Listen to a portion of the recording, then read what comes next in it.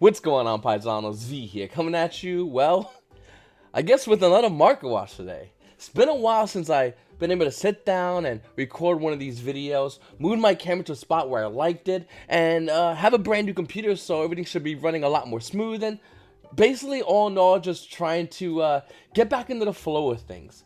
You know, with this whole situation with the virus, with this whole situation with the game as it is right now, it is really hard to keep track of all these cards. It's really hard to care about a competitive meta in which we're not seeing.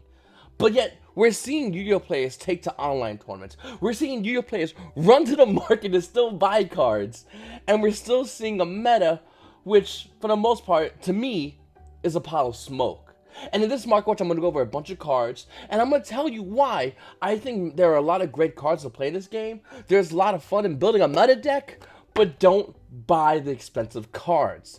Due to the fact that this meta might not even happen. This might very well be a lost meta, but we have a lot of Yu-Gi-Oh! Players already ready to play into it. Before I begin, guys, please make sure to hit the like button, subscribe, and comment down below. I greatly appreciate you guys' all support for my father, and what he's currently going through. It does mean a lot to me. Thank you so much, guys. I just really want to say thank you to that. I showed the comments to my father, and he enjoyed it, and it made me happy. And seriously, thanks to all you guys. You guys really are my fellow paisanos. Now let's go right into it. Looking at Eternity Code, it's getting pushed back to, I believe, June here in the States. In Europe, they're getting theirs, and Yu-Gi-Oh! Players are like, well, I'll just go on eBay and buy European cases, and you're not supposed to do it, but hey, bring it here to the States, and I'll open up Eternity Code, which in theory sounds great, but then you gotta factor things in. First of all, these cards aren't really playable here in the States. If they're not available in the States in your local Walmart, OTS store, so on and so forth, you can't really play them at a sanctioned Yu-Gi-Oh! Event had you had a sanctioned Yu-Gi-Oh! Event to play at. Being the fact that we don't have any, these cards are, for the most part, a lie. I will say, though, it is cool to see all these great cards in the set. This looks like a phenomenal set, and when we finally get Eternity Code, hopefully some of these cards will be playable. The reason I say hopefully is because beginning next month, well, by this time next month, we're going to be in banlist season. June 1st was allegedly going to get a banlist, and then normally, as the schedule goes, we usually get a banlist around August/September. So, yeah, this is a fun meta, and there's a lot of great cards that would be meta cards, but they're not, and this really isn't. So just take that into consideration when you're looking to go and buy these cards. I highly, highly, highly do not recommend you buying these cards. The prices of these cards are going to tank beyond any core set we've ever seen in this game's history. I don't care how good or bad a set is. If you have a set that's going to be delayed, but cards are still flowing into the system, stores are still allowed and doing the pre-sales. We already know how this works. Look at Dual Devastator. You don't have to go far to realize when there's a pre-sale, there's loss in value of the singles market. As much as I can tell you, hey, use my TCG player code, buy these cards, awesome times. As much as I love to say that, it's really not. You really should not go ahead and buy meta-relevant cards. It does nothing for you. But looking at it, the most expensive Starlight Rare of the set is Chamber Dragon Maid. Now, I've been away from the game for a couple of days, almost a weekend. I don't know. Did Dragon Maids become tier 1 when I was gone? Did I just go to Florida, and then somehow I went in the reverse world, came back to alternate dimensions, and with Dragon Maids were never that bad of a deck that they were always tier 1? Is this where we're at right now? Tell me, I would love to know. Girsu, the Orcus Magnite, being a short print. Wait a minute. Konami said they want a short print cards. That's a lie. Nevertheless, Girsu, the Orcus Magnite, looks to be a great card for Orcus players. And Orcus players are really excited to go ahead and grab this card at its current, $97 price point with a $104 market price. You see it starting to go down already? It's going to continue to go down, by the way. It's going to continue to go down, by the way. And it might even tank, being the fact that when we get a June ban list, Orcus might be the great hit on the ban list. It very well could be a possibility. You could not factor that out. Do I think it's going to happen in the June ban list? No, I think it'll happen more August after Konami reprints it, of course. Looking at other cards, we have some more Dragon Maid stuff, and I'm dead serious. Planet Patrols, I'm just like, people are like, oh, Eternity Code is like a good set. I see Dragon Maid, Planet Patrol, and I'm sitting there going, what's happening here? I hear a good set, and then I hear Planet Patrol and Dragon Maids, and I'm just wondering, like, what's happening with this game? You gotta understand from my standpoint. A week ago, this was not known. A week ago, we knew about Gear Suit. We didn't know about the printings and rarities, but we knew about that. And now a week later, I'm hearing Dragon Maids and Plunder Patrols, and people going, Eternity Code V, that's a set. And I'm sitting there going, what's happening? Looking at the rest of the cards, though, we're seeing a bunch of cards from Deep Sea Arrear, which I know is a good card. So one of the Gizmo cards I know is very good as well. More Plunder Patrol, because you want that. More Dragon Maids. Madolche Salon actually is a really good card. I mean, the set looks to be a relatively average and good set. Nothing bad about this set whatsoever. But once again, are you going to go ahead and pre-order this set? You really shouldn't. And hopefully you take my advice and don't. Now, moving forward, guys, we have the Secret Slayer set, which at first, at front end, everyone saw this set and was like, it's alright, I guess. And then it turns out the set has 2 out of the 3 deck horses in the set are tier 1 relevant. That's huge. That's huge for any set. Normally this follows up into a core set having meta relevant decks, and every now and then you might see one out of a subset that Secret Slayers is. But no, this set out of the 3 deck cores in this set, 2 of them are actually tier 1, which is absolutely insane. And it's showing in the market. I mean, look at Eldridge, the Golden Lord. It has a $100 market price. You see it as low as $90. You got Emancipator Researcher being roughly around $75 right now. $73 market price, but $75 market price, but being around $73. And you can play are really getting excited because looking at the online tournament results, we are seeing these decks as good, viable decks. Great. No, wrong, is what an idiot would say. You don't want to see these as meta-relevant decks, and here's why. It does nothing. Market-wise. I mean, like I said before, I have Emancipators. I think it's a really fun deck. I'm missing about 3 cards, and to be honest with you, I'm not going to go ahead and buy Researcher. There's no reason to buy it right now when we don't know when we're going to be able to play Yu-Gi-Oh! Again. I do think some players will be able to access their locals within a couple of weeks, 1 to 2 weeks max, and they'll be able to play Yu-Gi-Oh! At the local level, which would be great, and maybe they'll want to consider picking up Emancipator Researcher or Eldridge the Golden Lord, but don't buy it now. The prices are still going down on these cards. You can see it over here in the market price listings, and it's going to continue to go down. So one thing about Effect Veiler, which made me laugh so hard, was the fact that we got a Starlight Effect Veiler. And I just, everyone freaked out about this. They're like, wow, I can't wait to get my playset of Effect Veiler Starlight Rare with my stimulus money. Okay, bad move. And here's why. This card is not going to see meta play. This is a collector's card for all intents and purposes. We know this already, though. We've seen this already. Look at Effect Veiler Starlight Rare.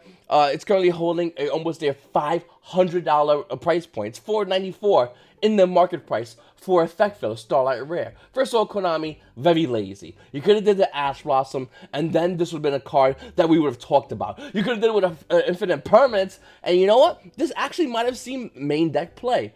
But we're looking at Starlight Rares. Most Yu-Gi-Oh! Players only care about Starlight Rares, prismatic-wise. Starlight Rares or Prismatic, they care about them because they want to play them in the extra deck. The reason you don't put a Prismatic Rare like Effect Veiler in your main deck at 3, if you was to play it at 3, by the way, is because you have $1,500 in 3 cards that's being shuffled by your opponent. I don't know about you guys, but I'm very, very cautious when I have valuable cards in my deck and my opponent's just going. It's like, dude, the deck costs a lot of money. Can you shuffle it, like, respectfully? Nevertheless, looking at a card like Effect Veiler, that's $500 each, adds 3, that's $1,500. On top of a deck that already has a lot of value in it, I'm good. This is a collector's card. We know this already, like I said before, because looking at Lightning Storm, how many Lightning Storm Prismatics do you see in a lot of Yu-Gi-Oh! Players' decks? Those who do have Prismatic Lightning Storms, it's just flexing, to be honest with you. They're not playing those cards at locals. If they are, well, they kind of don't care about the value. It's kind of stupid because, you know, that's about almost half a stimulus check. Looking at the Secret Lightning Storm Initial Assault, this is the one you normally see what Yu-Gi-Oh! Players using. And let me just pause you real quickly because I had 2 of these, if you see my previous deck profiles, and I gotten rid of these Prismatic Secret Lightning Storms. With $119 market price, the price did go up. It's roughly around $124, I'm going to say $125 for the Secret Lightning Storm. But to be honest with you, without a meta to have valuable cards like Lightning Storm, it really isn't worth it. So I got rid of it, turned that value into store credit, and left it in my TCG player balance. And I think that's the right way to do it with this card. Because yes, it's a phenomenal card. And more than likely, when we start playing Yu-Gi-Oh!, especially when we start going back to regionals, this very well will be one of the cards you're going to be using. But when is that? Exactly. And how many bands we have between there? Hey, average, we might have about 2 banlists before we can actually start playing this card at a regional level event. Will this card survive 2 banlists? I don't know. On one hand, Konami hasn't made their money yet, with all that money they need to make. On the other hand, this card's pretty broken. So I wouldn't be surprised if this card was to be hit in the ban list. I mean, let's talk about it for a minute there. Yes, it recently came out in Initial Assault, but by the time we get an August, September ban list, it might be time we start having that talk about Lightning Storm and whether or not it should be hit or not. Up next, guys, looking at Dual Overload. Not much really has changed. I mean, Infinite Permits, it has basically stabilized roughly around the $28 market price it's at right now. The lowest listing right now is about $26 for Infinite Permits. And that's cool and all, but that's just half the price of the Secret Rare version. So depending if you want Max Rarity or you want to reprint Infinite Permits, which is kind of, I mean, once again, the card went as low as about $22, I believe it was, for Impermits. So it went up a couple of bucks. Not bad. Crystal Needle Fiber didn't change whatsoever. I mean, $25 market price. You see listings as low as $24. Predator Plant Verta Anaconda, probably one of the best cards out of this set. For the long term, for this card. Holding a $20 market price, it's as low as $16. You got Phantasm being as low as $10 with a $14 market price. You got Union Carrier with a $13 market price being low as around $13, almost at $14. I mean, these are the best cards of the set for Dual Overload. You don't buy the set sealed anymore, you buy it singles. And to be honest with you, a lot of the value of the set, you might as well just buy the cards directly and call it a day. Looking at Dual Overload, I do think that there's still a lot of value as far as cards that can possibly have a potential going up in the future. Live the World Key Blade Master at one point was $1. It went up to about $3 currently right now, which is almost near its market price. But I do think there's a lot of potential for a lot of cards in Dual Overload. And then we have Plunder Patrols. Let's talk about this, because I just want to get this out the way. Why is Plunder Patrols so much money? Did anyone ever ask that question? Like, Plunder Patrols has 0, count them, 0. Take your time, it's a big number. No, for real though, 0 playability as far as competitive meta. Yes, there are a casual player's wet dream. And water, anyway.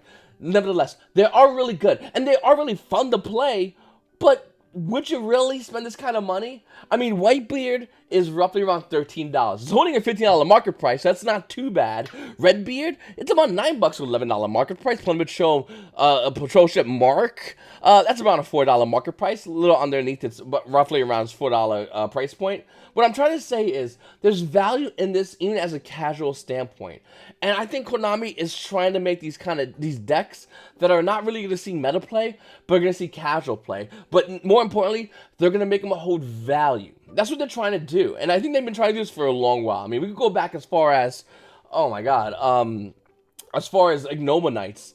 And seeing Konami make a Noble Knight playmat, seeing Konami keep shotgunning Noble Knight cards, and then make a Noble Knight box set with a new rarity, only found in that Noble Knight box set. Konami has always found a way to grab casual players and say, hey, this is a deck for you. This deck ain't $5, no more Battery Man for you. This deck's a little bit more, but you get more with the deck. And I think Plunder Patrols is their way of doing it. And releasing more Plunder Patrol cards, like Plunder Patrol Ship Lice, with a $25 price point, market price, what are you doing? I need 3 of those Plunder Patrols. Emblem of the Plunder Patrol? Well, that's about $14. Whew! Plunder Patrols. It's patrolling the wallets. Listen, once again, I think this is a great deck core. And maybe one day this deck can be tier 1. I would love to be tier 1. It'd be great. But it's not currently right now. It's Emancipators and Eldridge. And real talk, they might not be the big dogs when you, me, and everybody else ready to play into the meta move into our locals and start playing Yu-Gi-Oh! Again. Going to regionals, get ready for that. Get ready for the next YCS, which more than likely would be YCS Charlotte. Getting ready for all this to come. Yu-Gi-Oh! Players are just setting up for it. So do you want to buy Plunder Patrols? Hey, if you want to play casual Yu-Gi-Oh! I'm dead serious. Great casual deck. I recommend something more like Marine Cess, but Marine Cess v Plunder Patrols is also something really fun to do as well, if you want to have a casual battle. But competitive-wise, yeah, I'm good. Up next, we have Magician Souls. Coming out, Legendary Duels Magical Hero with a $113 market price. It's roughly, actually, for Neiman First Editions, $113. Unlimited, roughly around the same price. It quickly goes to $115, though, for Magician Souls. That's a lot of money for this card. And it does see some play. But once again, you're holding roughly, let's say, we'll say $300 after fees and all. You're holding roughly around $300 in 3 cards that's seeing 0 play because Nobody needs to play. I mean, if you want to play online in an online tournament, sure, I guess.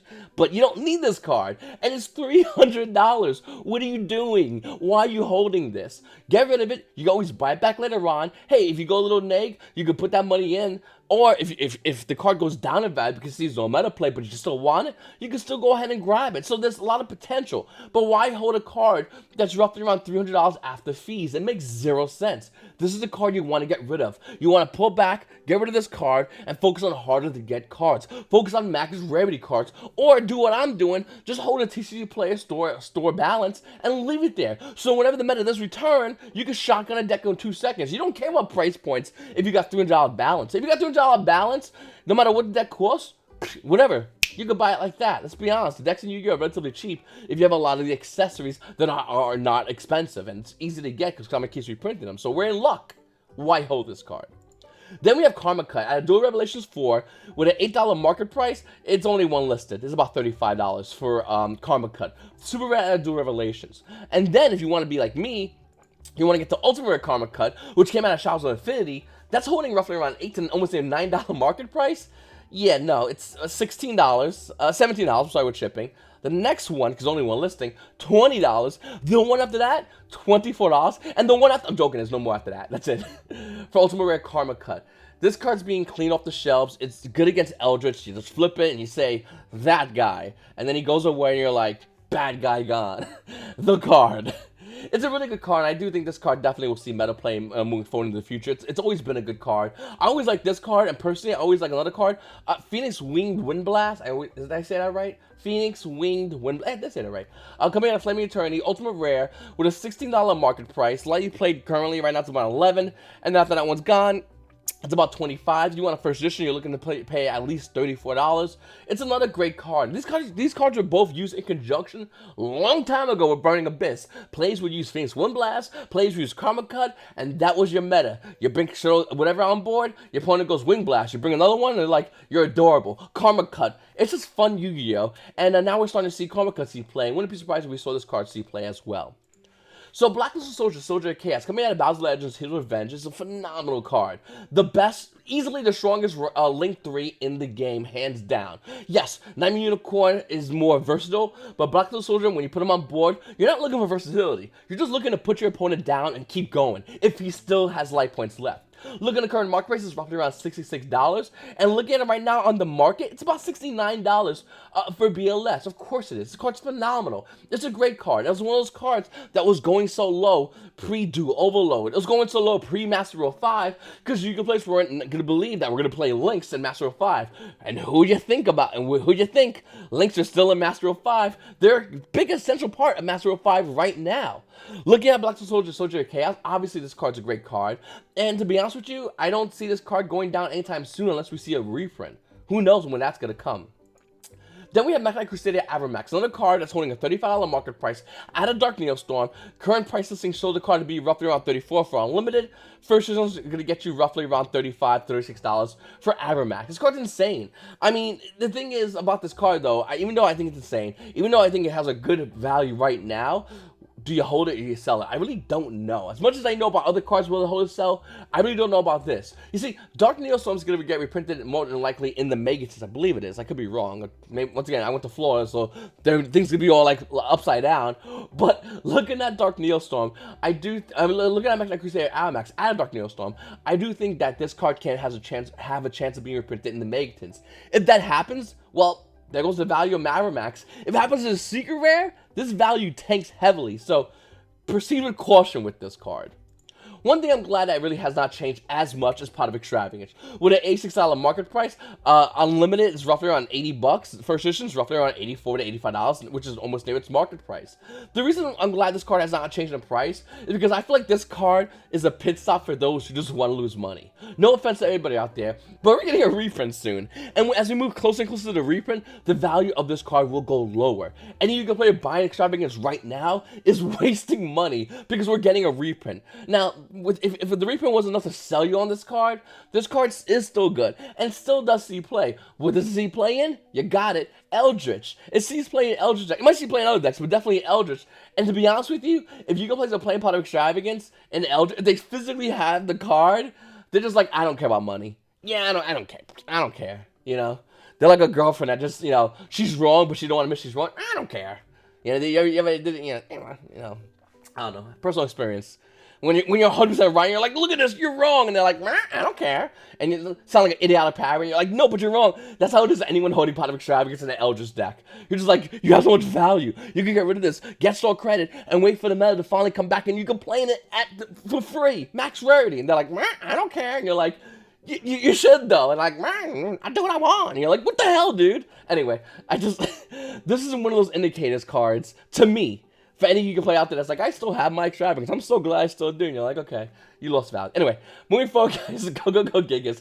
Added Lord Attacking Galaxy Solar Print, obviously being used in Adamantipays. At one point, it was like $1. In fact, it was so cheap, I went in and grabbed myself a playset. And even though I say don't buy stuff for deck cores, for meta decks, for $3, you can't go wrong on a card that's a Solar Print rare out of a set like Lord Attacking Galaxy, which was forever ago. So it was worth it to buy. Looking at the current market price is roughly around $8, and yeah, no, unlimited copies are about $8 for shipping. First issues are about $8.50, almost near $9 for this card. Some decks are playing it 2, most are playing it at 3 for Adamantipays. That's why it's really used in. Now, there's a lot of cards I say don't go ahead and buy, don't pick up, it's not worth it. Certain cards, especially ultra rares, are the Achilles heel of markets like this right now because they're an easy buy target. You can buy Cosmic Cyclone. Well, now $50 is crazy. At one point, it was like $30. I think that would be the limit. But you could have bought it at a lot cheaper price not too long ago, and now it got bought out here on TCG Player. Ultimate Cosmic Cyclone with a $52 market price is completely cleaned out, and rightfully so. It's an ultimate rare. It's a hard to get card. You're not gonna be able to walk around and find more Ultimate Cosmic Cyclones. It makes sense, to be honest with you. I don't think whoever bought this card at $50 is thinking that, yeah, I buy it at 50 and that's going to be good. But if you bought it back when it was like 30, that was the perfect time to buy this card. At one point, this card was like 27, I believe it was. But that was the perfect time to buy this card because it is a very good card. And it's hard to get. You can't crack packs anymore of OTS 7 to get this card.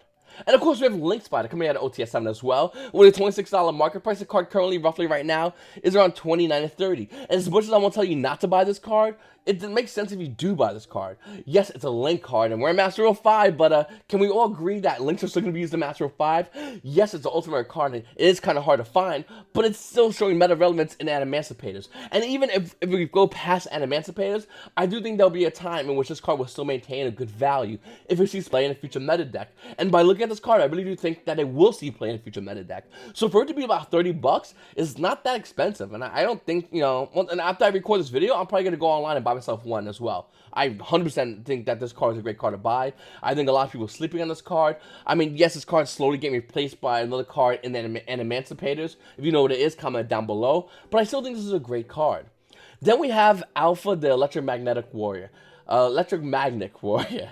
Coming out of Structure Deck, Yu-Gi-Oh! Card has roughly around a $3 market price, but it's not that. It's about $8.50, almost bought out for this card. It's a common in a Yu-Gi-Oh! Structure Deck. This Structure Deck was absolutely terrible.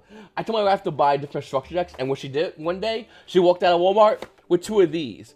You ever been so mad that you're just like, whatever, let's just get out of here? I was feeling that one, that day. And look at that, I have 2 of these. So I think they can probably come on 1 per structure deck. The structure deck's terrible, by the way. But hey, got me an Alpha, the Electromagnetic Warrior. Don't know what it does, don't know what it's used for. It's a rock monster, maybe an Emancipators. More than likely, I'll probably be selling mine. But it's there, and if you have yours, if someone accidentally bought this crappy Yu-Gi-Oh! Structure deck, you got an $8 card. Hooray. So looking at Galaxy, the Orcus Automation, coming at OTS Pack 10 with a $45 market price. The card currently is at $48 to $51. And it's because European Yu-Gi-Oh! Players are cracking open their set of Secret Slayers. No, it's Secret Slayers? No, wrong one. Eternity Code, and they're pulling Gearsu. They're like, now I can play Orcus. And Orcus is definitely really, really good with Gearsu. Unfortunately, once again, like I said, this is all inflated hype prices. Even though I really do like Ultimate Rares, and I love Ultimate Rare Galatea, I think it looks gorgeous as an Ultimate Rare. Konami did a phenomenal job on this card. I do think that this card is not going to maintain its value. If it doesn't maintain its value, it goes down in value. And I think that's going to happen with Galatea, the Orcus Automation. I think it's going to happen with the Ultimate Rare Dingirsu. I think they're both great cards. Look, amazing Ultimate Rare. I mean, once again, like I said, Konami outdid themselves when they made this card Ultimate Rare. I wish they focused more on cards like Regeki, made it like this, but you know what I'm trying to say. But this card's still hype because it's no meta. It's not gonna see play. You can't legally use it. If you had locals, if those are YCS tomorrow, and you had all kinds of Eternity Code, you couldn't use any of these cards because they're not allowed to be used. So it's like having a cannon, and they're like, okay, the rules are knife fights. All right. Guess my cannon's useless. You're just lugging around useless cards, and that's basically what it is when it comes down to Eternity Code. So we know Gate is rising in value. I don't know if you should sell it or not. It's a great card. It has a potential seeing play, but can it beat past 2 banless at minimum 1? Don't know if that's going to happen. You let me know in the comment section down below.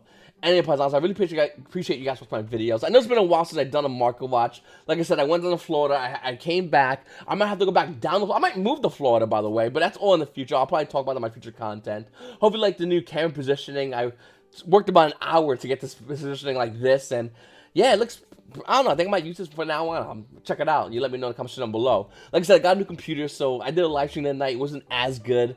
Click follow if you want to see my live streams. But I'm going to be working on my live streams more as I add more software into this computer and set it up. But I'm really excited about the new layout. And let me know what you guys think in the comments down below. It's your boy V, and you Paisanos. You Paisanos have a great day and a safe one.